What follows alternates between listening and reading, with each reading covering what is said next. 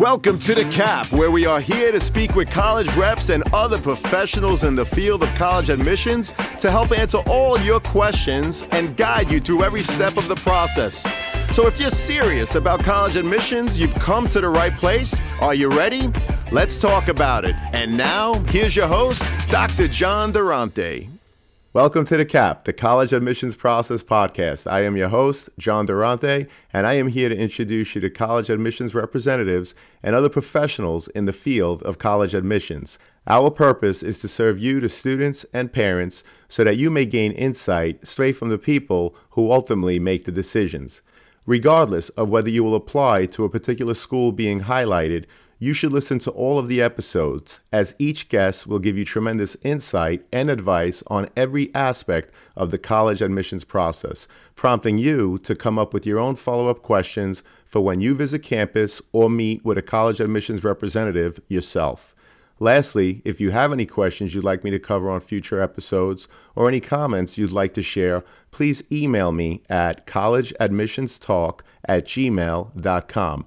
And don't forget to visit our website at www.collegeadmissionstalk.com. So are you ready? Let's talk about it.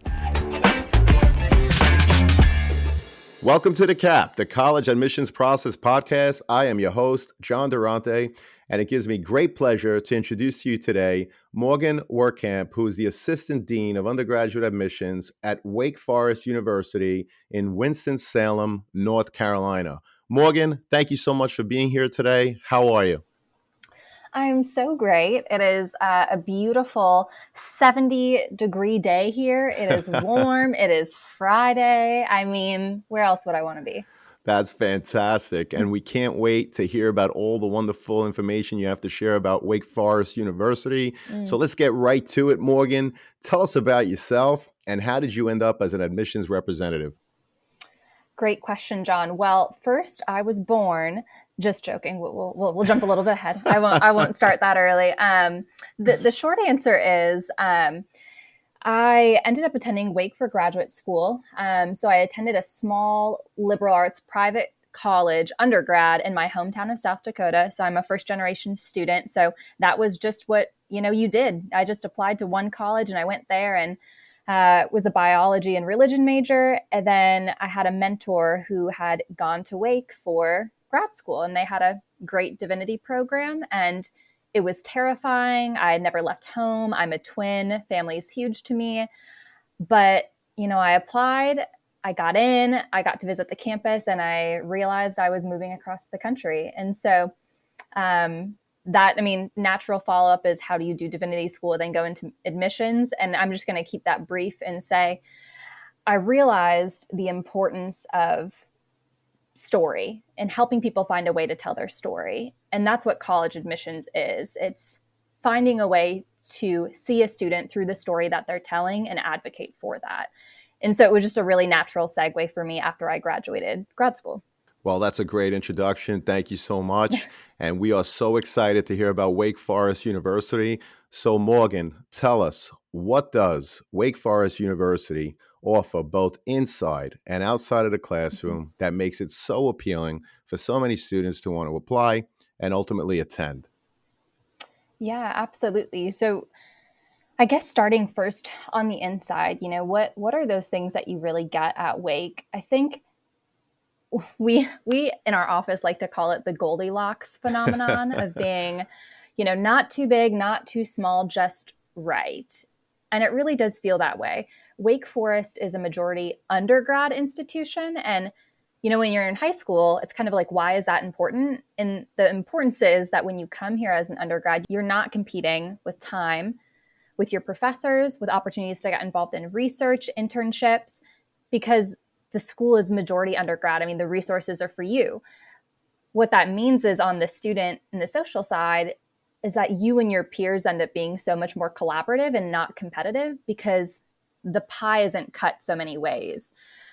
So I think that is just refreshing to come to a campus where really you can do so many different things. And I think it's what makes Wake stand out, having these small classes, having every class taught by a Wake Forest professor, typical class size being 20 to 25 students, and getting to research as early as your freshman year. I mean, what more could you want?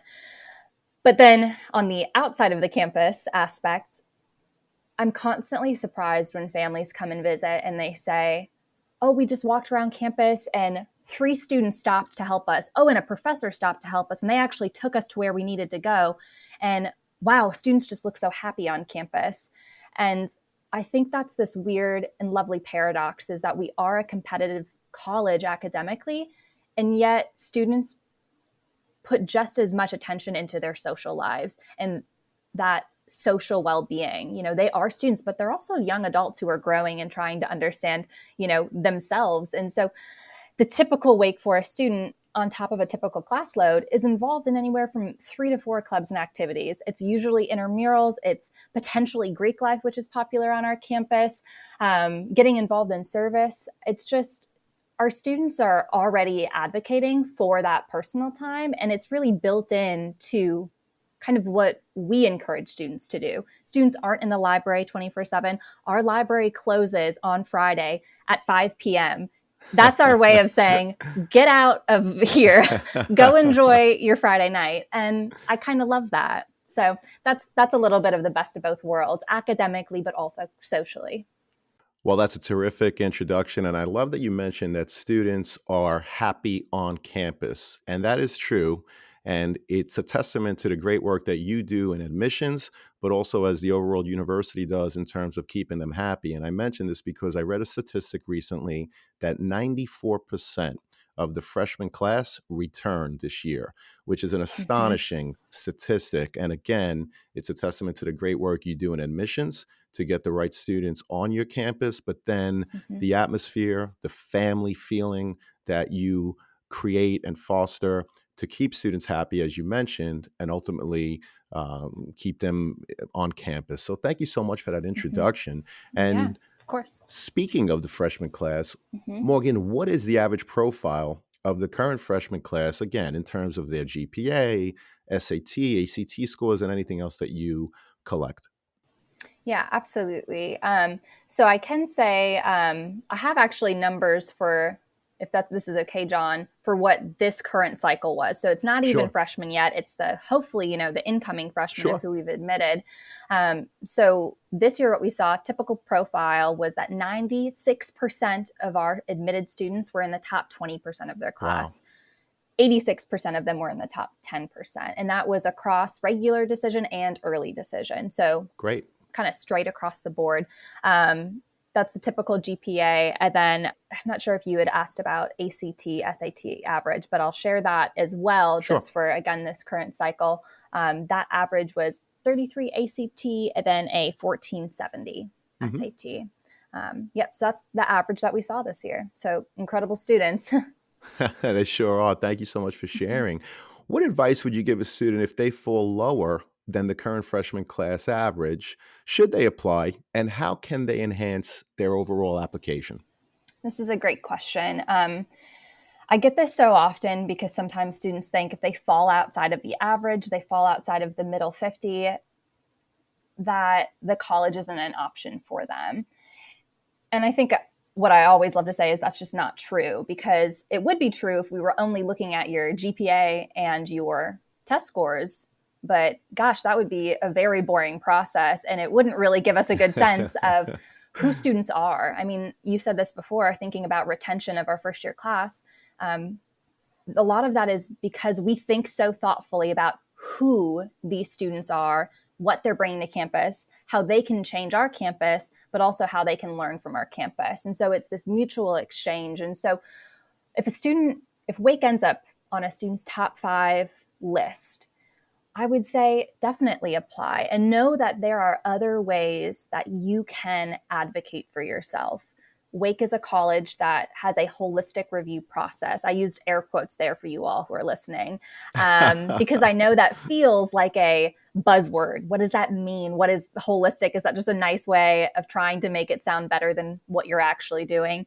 And and luckily, like, there's real meaning to that for us. It means that we're not just looking at students' numbers. We want to get to know them. We want to see what they care about and who they are. And those are the best students to advocate for in the admissions process. And so for Wake, you can show that through your personal essay.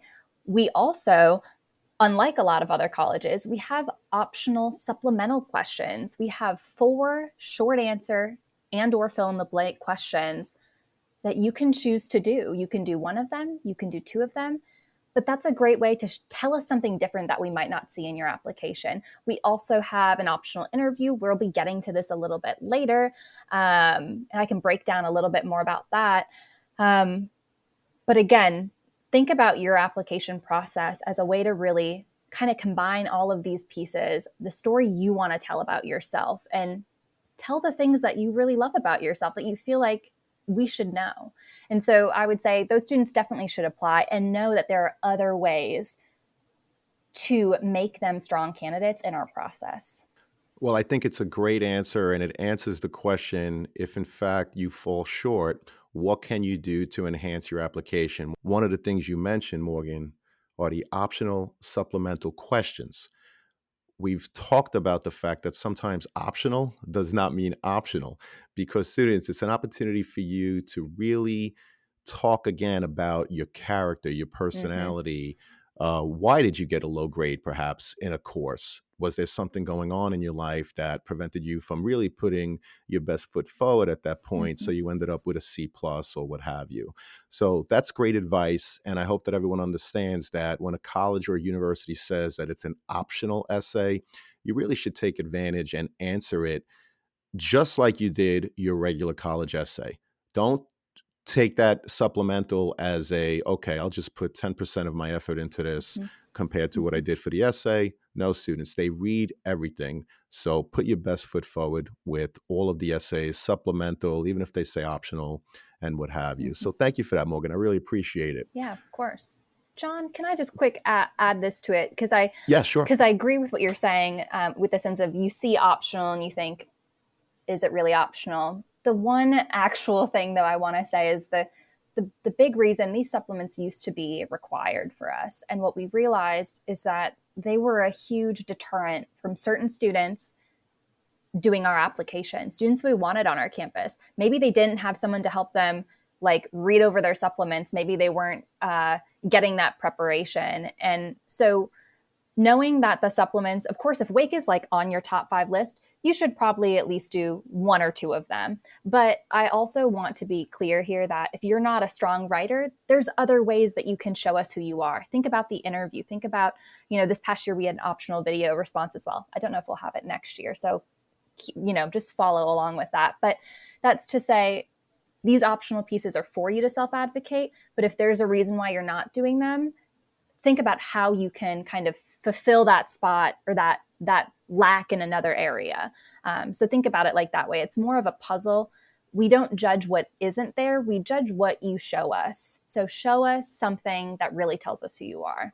Well, that's a great point. And I know that we're going to be talking about the interview, which is something that is part of the Wake Forest process if a student chooses, which is a great point. So if you choose not to do the optional essay at Wake Forest, you do have the opportunity to do an interview, which again goes back to the question, what can you do to enhance your overall application? So Morgan, Mm-hmm. thank you so much. This is Yeah, of great course. information. And I'm so happy because I know it's helping so many students Mm, and parents, which leads me to another yeah. question because I receive a lot of emails about the notion of test optional. And it seems that a lot of people are really skeptical. Are they really test optional? Mm-hmm. And so, my question to you, Morgan, is could you share with us the percentage of current student applicants that did not submit their test scores in their application?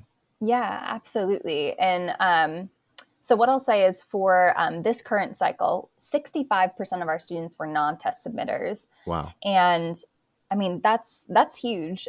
You don't even have to submit a test score to be considered for merit-based aid.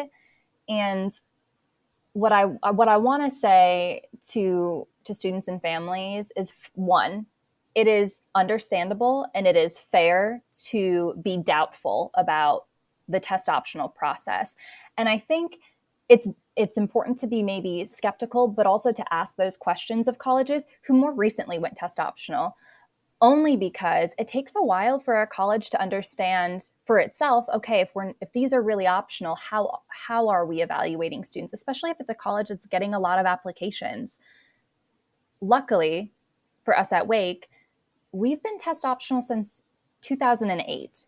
We were the first top 30 college to go test optional because of research we did on our campus. Like, a professor did the research. We know test scores do not correlate to a student's academic success or ability. And so it brings me both a lot of pride and a lot of excitement to say that if I don't see a test score on someone's application, it doesn't even faze me. I am so unfazed by that at this point. And I always tell students, if you're debating if you should submit a score, consider submitting a score you're proud of. Don't submit a score just to submit a score, because again, we only see what you show us. So keep that in mind. Like, what you share is what we see. But if we don't see it, then it's not a negative 2 points. There is no point system to this process. So hopefully, if you're considering Wake, you can totally trust that process for us, because we've just been doing it for so long. Well, you're doing an awesome job explaining the Wake Forest process. And again, I know that we have a lot more questions, but I just have Yeah. to thank you. You're doing a great job. And so I let feel me like I'm getting fired up, John. I'm sorry. We see each other, and I feel like I'm just getting giddy. But you're welcome. Sorry, keep going. absolutely. And that leads me to the next question. Morgan, do you recommend declaring a major on the application? What would be some benefits or negatives in doing so? Great question. So one big thing to know is that Wake, when you apply to the college, we don't have separate schools. You just apply to Wake Forest. Also, as a student, you cannot and you do not officially apply within your major interest until the end of your college sophomore year. Wow. You heard, I Wow. mean, yeah, you heard me. That's 4 academic semesters before you even officially declare. And so, to answer this question, I'd like to say, no, we know when we're reading an application that the major you list, if you choose to list one might not be what you actually end up doing. If you don't list one, then, we always joke the best major is undecided, because, you're probably going to change your minds, constantly through the process. But I would say if you know what you want to study, it's good to list it. If you feel like that's adding to the narrative of who you are, if you want to talk about in a supplemental essay, we have a question, what's something that you're curious about? And if there you decide to talk about AI, then seeing a comp-sci major as your, selected or intended major would make sense. But don't feel like you have to include that. I would say it is always nice in the application to kind of get a sense of what the student is passionate about academically somewhere within it, but it's not a bad thing to see undecided or to see a specific major. Well, I appreciate that information, as so many Yeah. people struggle with that. What do I major in? And even when they're on Mm-hmm. campus, first year students, even second year students, and you think about the number of students that end up changing their majors. So I really like that Mm-hmm. approach where you don't have to declare until after your sophomore year, like you said, 4 college Mm-hmm. semesters, which is an interesting approach to the overall process. Yeah, and the nice thing is, even after you declare, it doesn't keep you from taking classes in other departments, because we are Right, liberal arts. right. 90% of our students have more than one area of interest. So what I mean by that is 90% of students have a major and a minor, a Right. major and a double minor, a double major. I mean, it's a campus that encourages that type of curiosity and exploration. We also know it takes time to figure out what makes you click. How could you know if you want to be an anthropology major if you've never taken an anthropology course, Right, or you've never taken a linguistics course? right. So don't put pressure on yourself to figure it out. You'll get there. Those are such great pieces of advice. Thank you again, Morgan. If a student applies early decision, is there a better chance they will be admitted? What advice would you give a student considering applying ED, which of course we know is binding? Yeah, I get this question so frequently, of course, because Wake Forest does have early decision, both early decision 1 and early decision 2. And I think this question we kind of need to open up, not just for Wake, but think about region, or not even regionally. We need to think about nationally. Nationally, selective colleges who have early decision are enrolling roughly to half their class ED. I mean, that is just the change that's happening. And so I think a good question to think about is, what does that mean for a current student today who's wanting to go to a selective college? So I would say, when you think about filling a class, of course, there's a slight statistical advantage to applying early decision. The college still has their entire class open. They have as many seats as they want to give. So that can be advantageous to you. Also, the college knows that you're 100% committed to being there. Right. If you take anything away, it's to know that colleges right now are rewarding decisiveness. They want to see that students know where they want to go. And even if you don't apply ED, there's a way that you can make sure a college knows you want to be there. And we'll get to that later. Nudge, nudge.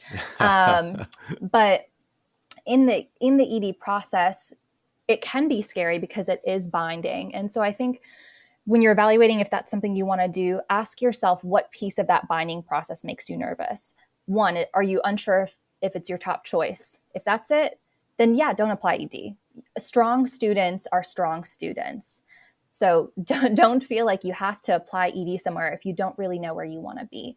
Secondly, if it's financial aid, consider applying to colleges that meet 100% of your demonstrated financial need, like Wake Forest. Right. If you have financial need, every college is required to have a net price calculator. You could go on, add your information, and you could actually get a real estimate of what your financial aid offer will look like. That could be amazing. Even if you are worried about tuition, if you do the net price calculator and you're like, wow, Wake is going to meet all of my financial need, then you should have zero fear of applying early decision. Also, if that still scares you, reach out to this college's financial aid office. Get the help you need if ED is something you're wanting to do, but you're hesitant, because those resources are there for you. You just need to be able to ask about them and then to move forward in the process. And so that's what I would say about the ED process as a whole, John. Well, I appreciate that insight, and I love that you mentioned the net price calculator, which is something that every college and university is supposed to have on their website. But I also appreciate what you said about, hey, call the financial aid office if you have questions, and a Mm-hmm. lot of people have questions about financial aid. Call the office and ask the Mm-hmm. people that are going to ultimately make decisions in terms of your financial aid package Mm-hmm. and admissions as well. Yeah. So, as a follow up to the question on ED, what other ways do you offer students to apply for admissions at Wake Forest University, of course? Mm-hmm. So I mentioned this before. So we have ED1, so early decision 1, early decision 2, and regular decision. We do not have early action, so keep that in mind. Our ED1 process is unique in that it is rolling. What that means is that our application, like every college, most colleges, goes live in August. That means, say that you've known that Wake is your first choice since your junior year. As soon as that application comes out, believe me, students do this, you complete that application as soon as you can, of course, being thoughtful and taking the time to work on your essays and whatnot. As soon as you hit submit on that application and we get all of your required recommendation letters, as soon as your application is complete, you will get a decision back from us in 6 to 8 weeks. Wow. So that means if you apply and your application is completed in September 1st, you get your decision 6 to 8 weeks later, which is kind of exciting, Sure. to already be past that process. So yeah, that's ED1. That process is rolling.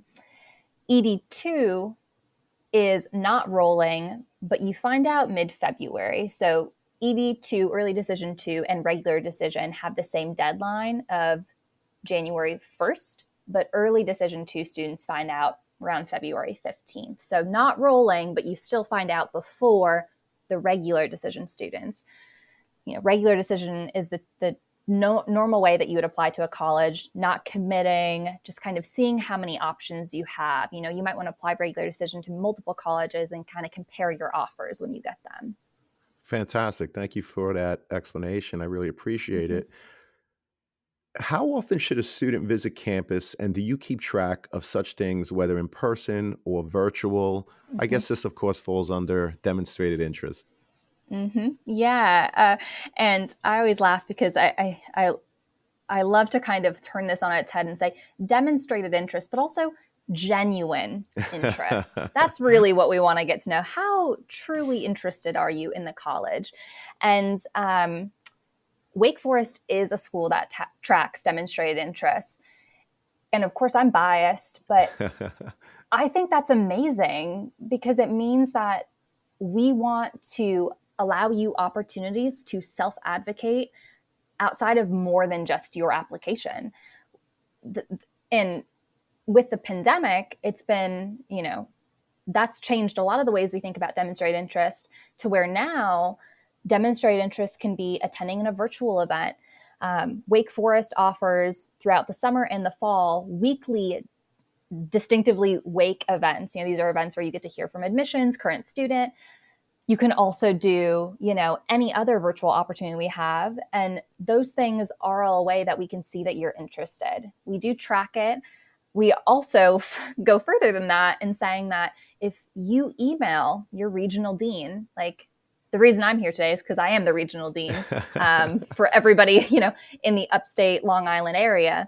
And if you email me, guess what? I forward that email to the site that your application's at. And so every email gets added to your application. And so basically, I can self-advocate for all of my students only as far as they can self-advocate for themselves. So that doesn't mean you need to come to college for a visit. That's ridiculous to assume that every student needs to buy a flight and go somewhere. That's just unrealistic. Right. And it's Right. not fair, to be honest. It's just Absolutely. not fair to students. And so know that there are other ways to show that you're excited about a college other than stepping foot on the campus. Of course, we'd love for you to visit, but that is not, again, no ranking system in terms of what is better. They are all showing interest. Well, thank you so much for that explanation, Morgan. I really appreciate it. Do you then conduct on site interviews, whether it be in person or virtual, with prospective students? And if so, what advice would you give a student preparing for that interview? Yeah, so Wake Forest does offer optional interviews to students. And what I like to say is this is another great example of it being truly optional. We've changed the way we've offered these in the sense of if you want to do an interview, you have to apply by a certain deadline, even if you're applying regular decision, and then you request an interview. This is our way of making sure students who really want to do the interview have the best access to getting one.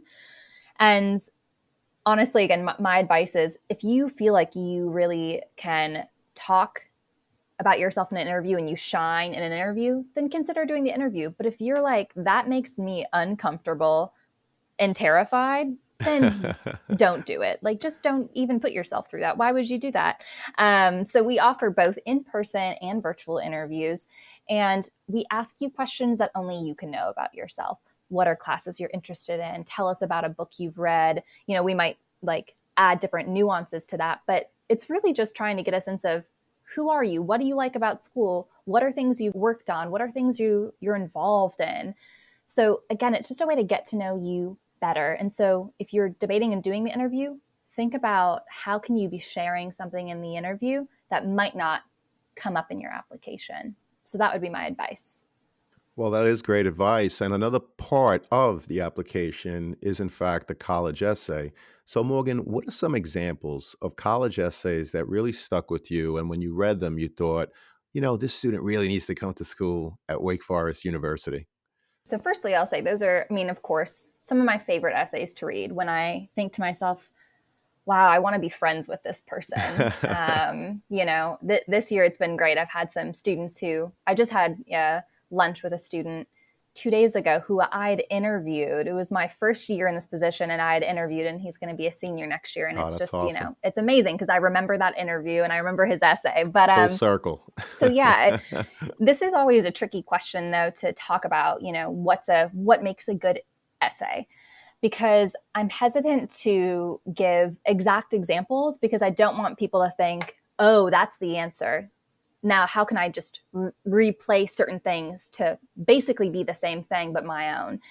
And so I want to try and answer this question, John, in a way that talks about kind of what are some tips to thinking about what to do with your essay, but also kind of what not to do. And so the essays that always end up resonating with me are the ones where students realize the need to be both narrative but also reflective. I think the worst thing you can do as a student is write an essay that is 100% narrative. This is the best example of that. ACL injury essay. I read so many of these. That's not to say that it can't be a good essay, but it goes like this. I was in this sport. I love this sport. I got on the team, really excited, worked really hard, injured, got out my senior year, had to reevaluate my interests, decided I liked this thing. And I get why people write about that because a sports injury, when a sport is your passion, is earth-shattering. It is world-altering. Your entire, who you are, this thing that is such a part of your identity, has been shifted and put into question. So I understand why students tell that story, but I want them to tell it in a way that better advocates for them. So the example I gave is narrative. It's where you're talking, I did this, then I did this, and then this, where the way that we really get to know you, what's going to make that essay be different than any other sports injury essay? And that's where we need to see your reflection. How are you thinking through this? What did it make you feel? What are you processing at that time? And so that's something I always love to recommend in this process. I also think that students and parents probably feel that your personal essay, considering that some colleges, they only ask for a personal essay, they feel like they need to wow. This needs to be the magnum opus. This needs to be a story they've never heard before. Well, yikes.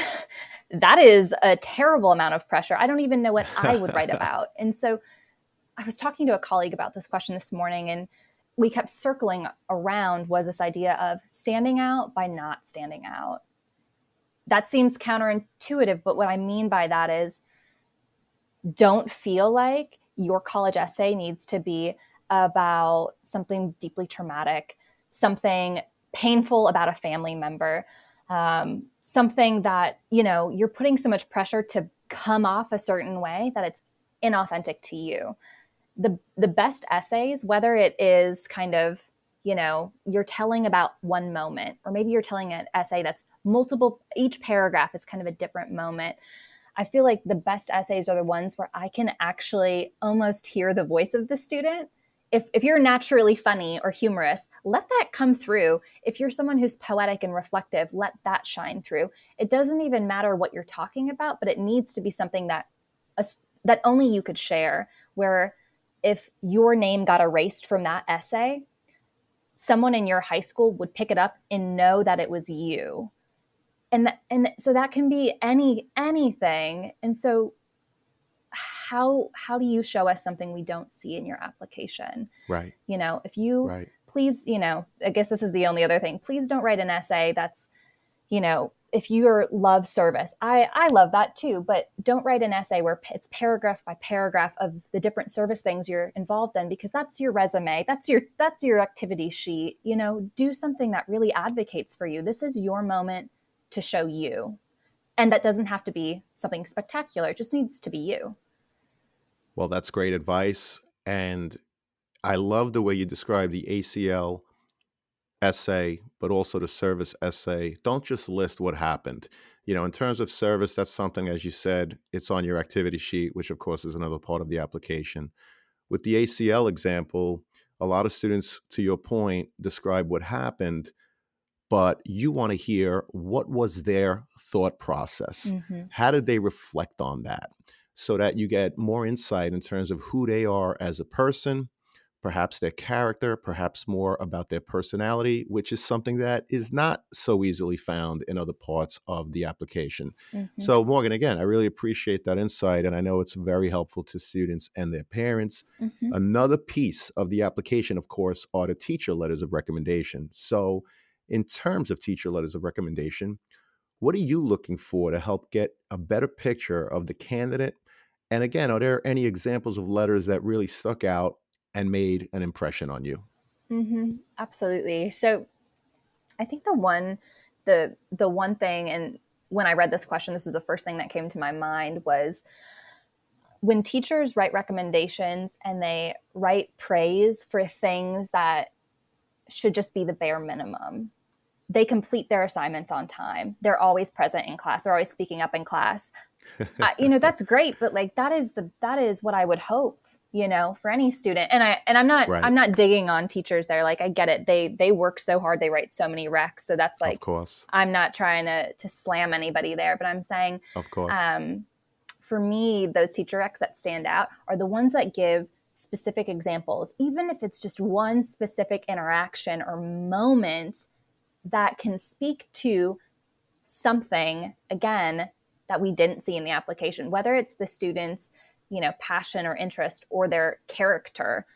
Again, that's what the teacher recs are for. It's for character, but also how are they as a student in the classroom? And sure, you can say that they are there and they're present and they're completing their work, but is there another way through an example that you can tell that story? Well, that's great advice. And I love that you talked about speaking to a specific example.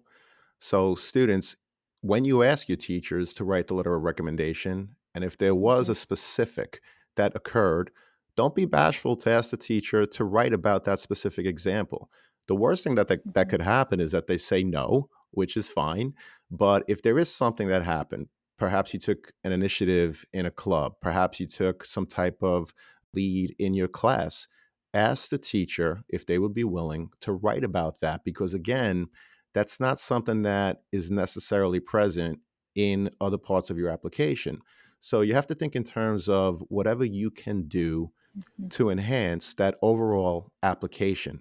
It's a marketing tool, students. You want to put your best foot forward in the transcript, in your essay, in your activity sheet, teacher letters of recommendation. All of this is part of that marketing piece. So I hope that this is helpful to students. Morgan, you have been terrific. Mm. In closing, what are three top pieces of advice or recommendations you would give to students and their parents getting ready to apply to college?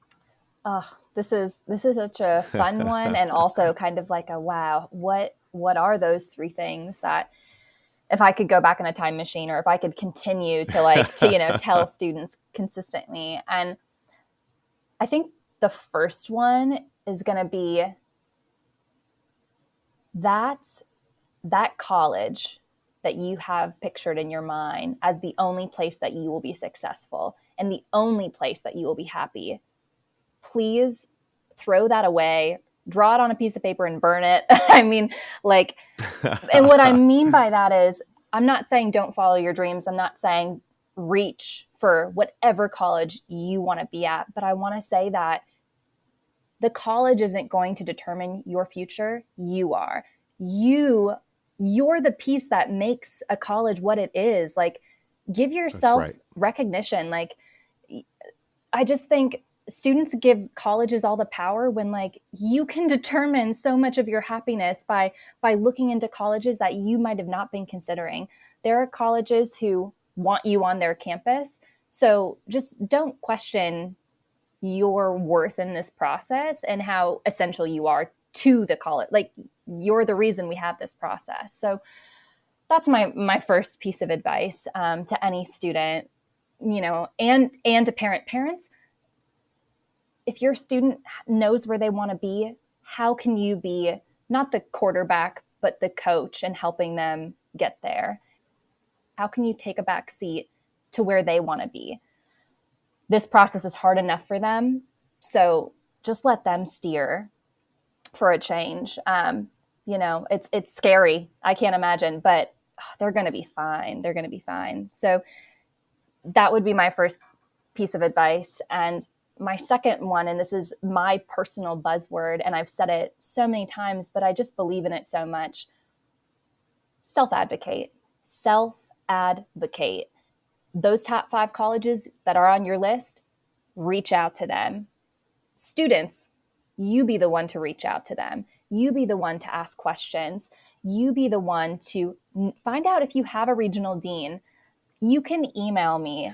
I respond to all of my emails. I want to get to know you. I want to self-advocate for you. So know that, again, there's more that you can do in this process, especially for those colleges that are your tops. Just, you got this. And then the last thing, and this is more about thinking about your application as a whole, and that is think about your application both in the micro, but also in the macro. Don't think about it as just all one or all the other. I think sometimes students will think, oh, well, my resume is one thing, or my extracurriculars and my essay is one thing separately. And they answer all of those things kind of as pieces without thinking about how the whole is really who they are.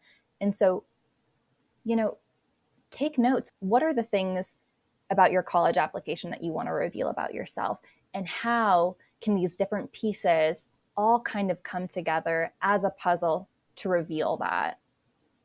Well, those are tremendous pieces of advice. Morgan, I cannot thank you enough for your time, your insight. This has been an amazing conversation. We really appreciate your time and expertise today. Thank you so much for being with us. Oh, gosh, thank you so much for having me. Go Deeks. Go Deeks. Yeah.